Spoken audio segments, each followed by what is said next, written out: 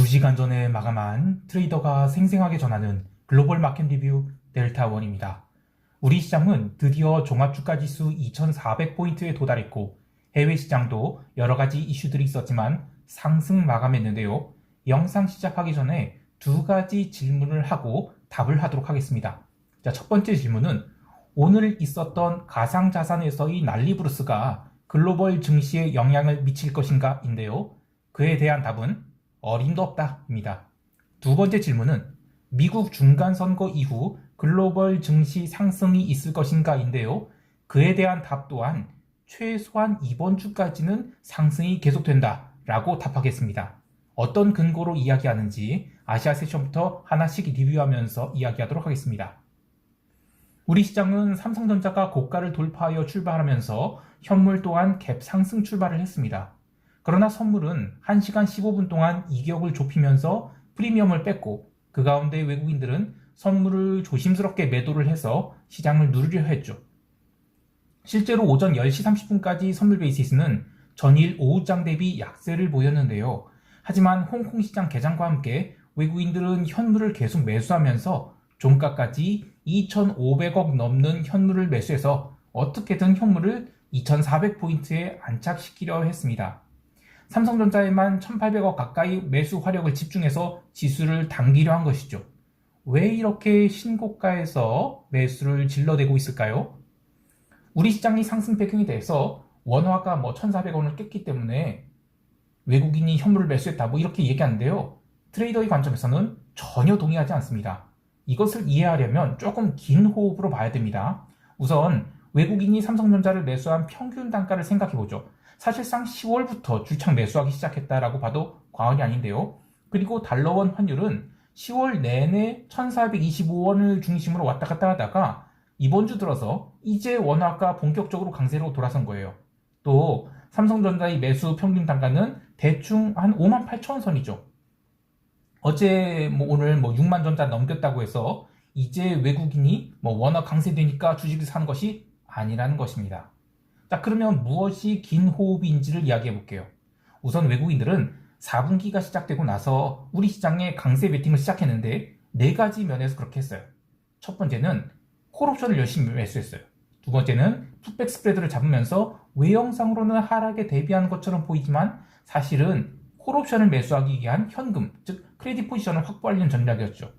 세 번째는 현물 매수를 조심스럽게 시작했는데요. 일부러 대형주, 시가총액 상위 종목 그것만 매일 기계적으로 매수해서 시장을 미리 끌어올리지 않고 물량을 모아갔습니다. 그리고 나서 10월 옵션 만기 끝나고 시장을 본격적으로 위로 돌리기 시작한 것입니다. 그때부터 이 트레이더의 관점에서는 이거 우리 시장 앞으로 폭등이다 이런 이야기 제가 많이 했었죠. 그때까지만 해도 미국은 올라도 우리 시장은 망한다 이런 식으로 여론이 굉장히 안 좋았어요. 근데 놀랍게도 10월 마지막 주에 우리 시장이 계속 버티니까 이거 무슨 CATL 같은 거를 청산하고 한국에 2차전지 매수한 거 아니냐 이런 루머가 돌다가 지난주에는 텍사스 연기금이 한국물 바스켓 매수한다 이런 루머까지 돌기 시작하면서 이번 주에 드디어 시장이 살짝 이 포모 냄새를 피우기 시작해요. 외국인들은 어제 오늘 현물을 계속 끌어서 매수하면서 결국 개인들이 항복을 받아냈는데요. 콜 매도를 계속 쌓아오던 개인들은 오전 10시 24분 마진콜 압박을 견디지 못하고 콜옵션 310부터 317이 행사가에 걸쳐서 아주 눈물이 스탑로스를 하게 됩니다. 이들이 손절매로 개인 투자자들은 오늘 100억이 넘는 손절매를 하게 되었는데요. 지난주 금요일부터 시작해서 오늘까지 사흘 동안 약 200억 가까운 콜옵션 스탑로스를 만들어내면서 지수에 불을 질렀죠. 바로 이게 핵심인 것입니다. 외국인들이 고작 환율 기시범 먹으려고 삼성전자 매수한 게 아니에요. 또 삼성전자 평균 단가 5% 먹으려고 매수한 게 아닙니다. 올해 내내 저평가되어 있었던 콜옵션 간말을 지난 9월물 동시만기에서 한번 해먹으려고 했는데 실패했고 10월물 동시만기에서도 한번 살리려고 했는데 또 실패했고 완전히 콜옵션이 뼈밖에 남지 않은 상황에서 이번에 제대로 베팅해서 콜 간말을 살려낸 것입니다. 외국인들이 비싼 가격에서 현물 매수를 계속 당긴다 하더라도 거기에 들어가는 비용 대비 콜옵션 이익 실현으로 얻는 이익이 훨씬 큰데요. 그래서 우리 시장은 내일 모레 옵션 만기일까지는 웬만해서는 하락이 나오기 어렵다라고 보는 것입니다. 물론 오늘 살짝 조정이 나오면야 바로 관뚜껑 닫힐 옵션들이 많긴 하지만 외국인들 입장에서는 콜 감마를 끝까지 살리려면 주식을 매수해야 되지 매도할 일은 별로 없다라는 것입니다. 외국인들이 이렇게 상방을 지른 것에 대해 또 하나 특이점이 있는데요. 10월 이후 외국인들은 선물 매수 베팅은 거의 하지 않았죠. 오로지 옵션만으로만 상방 베팅을 했어요. 그래서 이번 시장 상승이 최소한 이번 옵션 만기인 목요일까지는 지속된다라고 보는 것인데, 만약에 선물 롱을 잡았으면 연말까지도 갈 수 있겠죠. 근데 이것은 이번 옵션 만기 이후로 시장이 기간 조정에 들어갈 경우 조정폭과 함께 이 선물 매수 베팅이 들어온지를 보면 확인할 수 있어요. 이 부분은 차후에 이야기하도록 하겠습니다. 자, 정리하면 외국인이 현물 매수를 하는 것이 중국 비중 축소하고 우리 주식 사고, 또 텍사스 연금 펀드가 우리 주식 사고, 이런 것일 수 있긴 해요. 그런데 그 전부터 여러 차례 콜옵션을 통한 감마 플레이를 시도했다가 이번에 제대로 먹고 있다. 그래서 이번 옵션 만기일까지는 대형주의 매수 기조를 유지할 것이다. 이렇게 보고 있습니다. 이제 유럽 세션 넘어갈게요.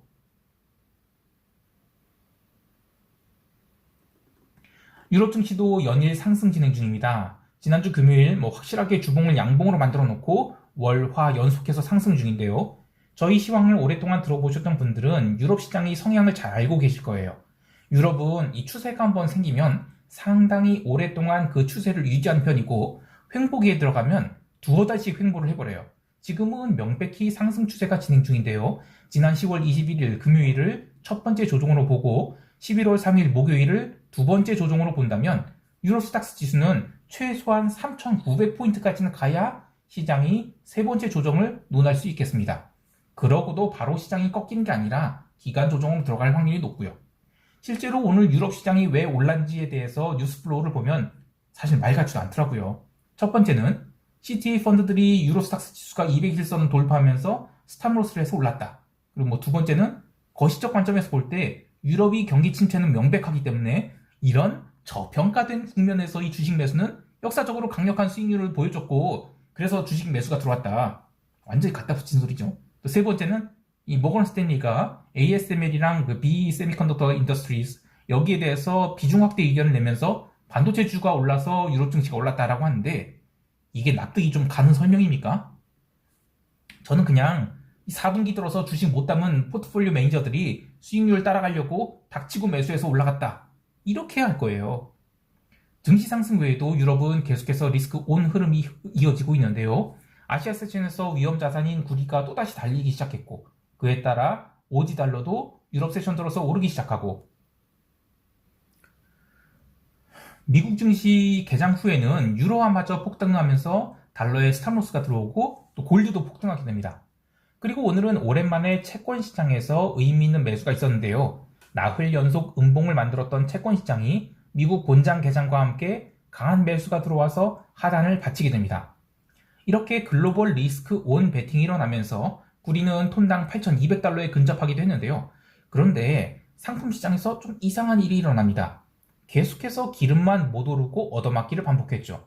다른 위험 자산들이 달린 동안 계속 얻어맞기를 반복하던 기름은 결국 새벽 3시 10분 가상자산의 시장에 스탑로스가 나오면서 시장이 어지러울 때 함께 스탑로스가 나왔어요. 그래서 89달러 선으로 처박혔는데요.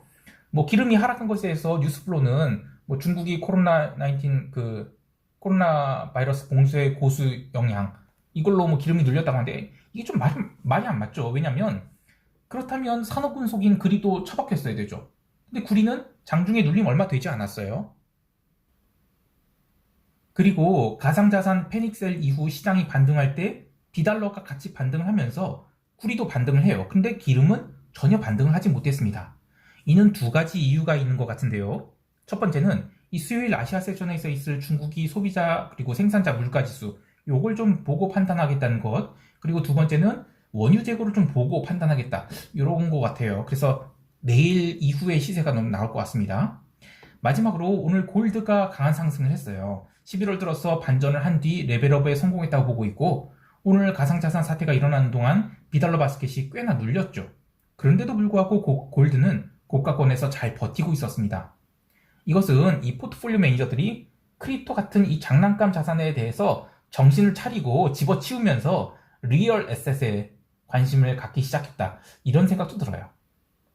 사실 이런 변동성을 가진 가상자산을 보유한 채 연말에 이 보유 보고서를 낸다는 것, 저는 매니저 입장이 된다면 부끄러워서 그런지도 못할 것 같아요. 자, 이제 미국 세션으로 넘어갈게요.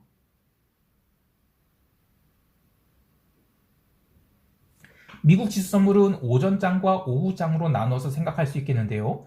개장과 함께 이 테슬라에서 오지게 매도가 나오면서 시장을 또 누르려 했어요. 테슬라 악재는 여러 가지가 있는데, 머스크 아저씨, 그 영감이 좀 계속해서 쓸데없는 소리하고 앉아있죠. 이 주댕이 리스크. 근데 어쨌든, 멤버십 게시판에서 제가 이야기했는데, 알고리즘 매도의 흐름이 점점 앞당겨지고 있어요. 그러니까 오늘 같은 경우에는 테슬라가 무슨 초반에 5%를 뺐는데, 나스닥은 얼마 눌리지도 않았고, 매도가 15분밖에 지속되지 않았어요. 그마저도 나스닥만 눌렸지, 유럽 시장은 꿈쩍도 하지 않았죠. 그리고 그런 가운데 이미 리스크온 지표들인 비달러 바스켓 폭등하고 채권 매수, 골드 매수, 구리 매수 아주 강력한 롱이 나오자 나스닥 매도자들도 일단은 숏 커버를 시작하게 됩니다. 강력한 숏 커버가 시작되면서 나스닥 선물은 유럽 마감할 때까지 1.5%를 스트레이트로 상승하게 되는데요. 오늘 시장의 특징은 나스닥이 처음으로 다우지수와 동일한 수준의 상승을 초반에 했다는 것입니다. 장 끝나고는 좀 달라요. 근데 어쨌든 이후에 이야기할 FTX 사태로 시장이 눌렸지만 그래도 기본적으로는 오늘만큼은 숏보다 롱이 더 강했다는 것입니다. 오늘 이 상승에 대해서 여러 가지 이야기가 있어요. 이길 발표될 중간선거 결과에 대해서 롱들이 먼저 들어왔다 이런 얘기도 있지만 아마 투자자들이 신기하게 생각했을 것은 지수 상승에도 불구하고 변동성 지수가 5% 가까이 상승을 냈다는 것입니다. 근데 이거는 시장을 쳐다보지 않고 종가만 보고 애널리스트들이 설레발을 하는 것이고 본질을 봐야 되죠. 자, 오늘 그 변동성 관련 ETF들이 있어요. 그런 것들이 11월물 선물을, 변동성 선물을 12월물로 교체를 시작하게 되는 그 롤오버 기간에 들어갔습니다. 이 변동성 11월물 선물은 만기가 다음 주예요. 그리고 아직은 콘텐고 상태죠. 장중에 지수가 급락했을 때 그게 코인 사태 때문이라고 하는데 잘 보면 코인 때문에 그런 것이라기보다는 시장이 유럽 장 마감 때까지는 쇼커버를 줬죠. 그런데 변동성이 더 이상 빠지지 않은 겁니다. 지수가 오르는데도. 그러자 변동성 매도자들이 조심스럽게 환매를 시작했고요. 오전장이 상승해 중간선거 관련 리스크를 해지하려는 변동성 매수자들이 들어온 것이 겹치면서 나중에 지수 급락에 변동성은 끝까지 올라서 마감했어요. 그래서 지금 이 변동성 지수는 코인 사태 때문에 이게 프리미엄이 생긴 게 아니라 애당초 개장부터 들어온 이 중간선거 이벤트 리스크를 해지하려는 그런 매수세가 들어온 것입니다. 그래서 이거는 어떻게 해석해야 되냐면 이 길에 중간선거 결과가 아주 심각하게 이상하게 나오지 않는 이상 웬만해서는 시장이 부러질 가능성 적고 또 장중에 부러진다 하더라도 변동성이 폭발할 가능성 낮고 그리고 충분히 기존 상승 지수세로 복귀할 가능성이 높다. 이렇게 해석할 수 있어요. 자, 이렇게 되면 FTX 이슈로 시장이 급락했을 때 눌림은 매수로 받아야 되는 것이지 시장 꺾였다 이거 매도로 따라 들어가서는 안 된다는 것이죠.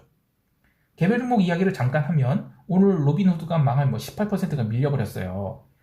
FTX 거래소가 로빈후드를 인수할 가능성이 옛날에 있었기 때문에 이 프리미엄이 좀 껴있었는데 지금 FTX가 당장 오늘 내일 하고 앉아있는데 매수할 여력 없겠죠. 그래서 투자자들이 집어던져서 그런데 하지만 전체 시장은 오늘도 강했습니다. 캐터필러 막 치고 올라온 거 보면 시장은 꺾일 가능성 전혀 없는 거예요. 월요일에 매수했던 CME 하루 물렸는데 오늘은 173달러 선에서 마감해서 플러스 전환했어요. 참, 제가 개별 종목 매수 이야기하는 것에 대해서는 이야기를 좀 필터를 좀 해서 들으셨으면 좋겠어요. 저는 기본적으로 이 바텀업 플레이어가 아니에요. 그래서 주식 잘 몰라요. 주식 매수해서 물리는 것도 다반사고 1년에 매매도 20번 할까 말까입니다. 굉장히 긴 관점에서 매매를 하기 때문에 저희 주식 매매는 그냥 그런가 보다 하고 생각하시면 좋겠어요. 이제 새벽 3시 10분에 있었던 FTX 사태에 대해서 간단히 이야기할게요. 중국이 바이낸스와 미국이 FTX라는 가상자산 거래소끼리 서로 붙었다 이런 이야기는 다른 유튜브 채널에서도 많이 이야기하고 있으니까 그 내용보다는 그렇게 해서 과연 시장이 꺾일 거냐, 그러니까 나스닥이 1.5% 상승했던 거를 죄다 토하고 마이너스로 일시적으로 전환되는데 이렇게 되면 시장 꺾이는 거 아니냐, 요게 관심사가 될 텐데요. 결론만 이야기하면 시장 꺾인다고 보지 않습니다. 단지 변동성일 뿐입니다. 시장이 꺾일 것이었으면 오늘 종가 저가로 밀어버렸어야죠. 하지만 기술적 지지를 받아야 되는 5일선까지만 조정을 아주 기가 막히게 받고 숏 커브를 내서 마감을 했어요. 시장이 바로 빠질 생각이 없다는 것입니다. 물론 이 길 발표될 중간 선거 결과에 따라서 시장이 특정 섹터는 강세를 더 지속하거나 꺾이거나 이럴 가능성이 있어요. 하지만 시장 전체가 꺾일 가능성은 아주 낮다고 보고 있습니다. 시장이 꺾일 것이라면 리스크 온 지표들이 다 무너졌어야 되죠. 이제 시장 총평하면서 대응 전략 이야기할게요.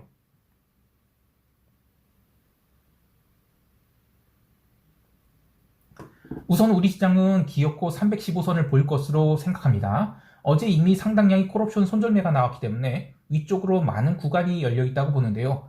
이 315 굳히기를 할지 오버슈팅을 줄지는 모르겠어요. 근데 그것은 뭐 장중 흐름을 보고 결정할 일이고, 최소한 해외 시장이 어떻게 움직이든 우리 시장은 롱을 봐야 되지 숏으로 볼 생각은 없습니다. 물론 아시아 세션에서 중국이 CPI와 PPI 발표로 인해 일시적인 조정이 있을 수는 있지만, 이때 혹시 시장이 조정이 나온다 그러면 아주 감사합니다 하고 차월물 풋매도를 듬뿍 쌓도록 하겠습니다. 해외 시장에 대해서도 마찬가지인데요. 시장이 눌림이 나온다면 롱 포지션을 추가할 계획입니다. 다만 기름에 대해서는 전일 매수를 좀 했는데 일부는 짧은 손절을 했고, 그래서 내일 재고 발표에도 기름이 움직이지 않는다 그러면 나머지도 손절을 할 계획입니다. 시장에 리스크 온 흐름이 지속된다 하더라도 구리와 기름을 놓고 보면 상대적으로 기름은 계속 못 가고 있어요. 그리고 아시아 세션에서 구리가 꽤 눌리고 있을 때 차마 손이 나가지 못한 게 좀 아쉬운데, 어쨌든 그래도 지수롱은 계속 들고 있습니다. 중간 선거 이벤트가 아시아 세션 후반부에서부터 유럽 세션 사이에 이 출구조사의 형태로 발표되면서 시장을 일시적으로 누르거나 당길 수 있는데요. 이때 다른 것은 보지 않고 무조건 롱을 얼마나 싼 값에 추가할 수 있는지 이것만 보도록 하겠습니다.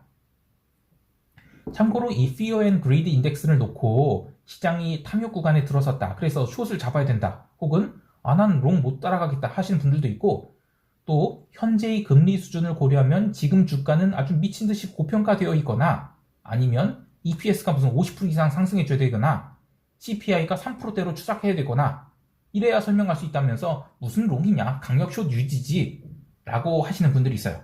물론 각자 보는 구간이 있고 또 대응하는 타임프레임이 달라서 그런데, 물론 시장 저도 하락 전환할 수 있다고 봐요. 하지만 최소한 4분기만 놓고 봐서 롱이 유리하냐 숏이 유리하냐를 이야기한다면 저는 롱이 훨씬 더 유리하다라고 보고 있습니다. 이유는 다른 것 없어요. 리스크 온 수급이 명백히 강한데 그게 모든 경제 지표들을 씹어먹고 있는데 숏을 볼 수 없죠. 경제 지표와 시장이 따로 노는 이런 수급장이 진행될 때는 트레이더의 감각이 모든 것에 우선합니다. 시장이 오르는 것이 도저히 이해가 안 간다고 이 간악한 메이저의 농간을 용서할 수 없다 이러면서 숏을 더 쌓은들, 그들에게 수익만 더 안겨주는 것이죠. 결국 더 이상 견디지 못하고 이 폼모에 휩쓸려서 롱 스위칭을 하거나 아니면 매도 포지션을 꺾으면서 화려한 상승 피날레를 만들고 나서야 시장이 하락하게 되는데요. 지금 보면 상승 피날레 나왔나요? 폼모가 보이나요? 굳이 이야기하자면 월 화이 상승에 살짝 폼모 냄새가 나긴 한데, 글로벌 시장은 개별 종목 이슈로 특히 나스닥이 계속 눌리고 있어서 폼모랑은 거리가 멀어요. 그런데 만약에 나스닥이 더 이상 숏이 안 먹히고 강한 커버링이 나와서 2% 넘게 올라버리면 우리 시장은 순식간에 종합주가지수 2450까지도 달릴 수 있다고 봅니다. 그러한 피크아웃이 나왔다 하더라도 바로 숏으로 돌리는 게 아니라 기간 조정이 일어난지를 봐야 되고, 기간 조정이 끝나고 레벨업 시도가 몇 번 나오면서 그게 실패해야만 다시 조정 국면으로 가는 것이지 여기서 숏을 볼 이유는 전혀 없습니다. 시장을 지나치게 낙관적으로 보고 있는 것이 아닌가 하실 수 있지만 이제 바닥에서 올라온 게 100포인트밖에 안 돼요. 여전히 시장 참여자들은 상승을 따라가지 못하고 있고 하방을 외쳐대고 있습니다. 강세 콜 지속합니다. 오늘 하루도 성공 투자하시길 바라고요. 이상 델타원이었습니다. 감사합니다.